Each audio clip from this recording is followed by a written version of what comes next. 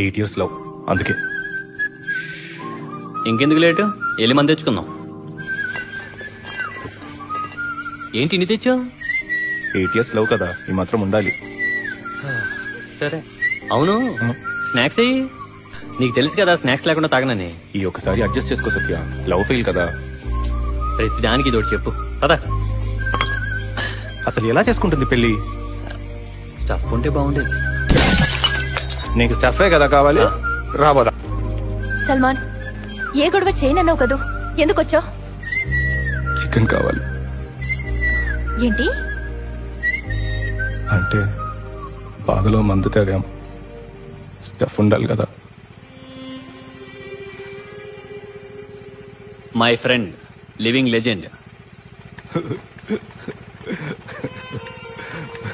ఏమైంది అలా నవ్వుతున్నావు? దాని మగుడు నాకంటే దరిద్రంగా ఉన్నాడు. ఇంతకు ముందుకు ఇప్పటికి పెద్ద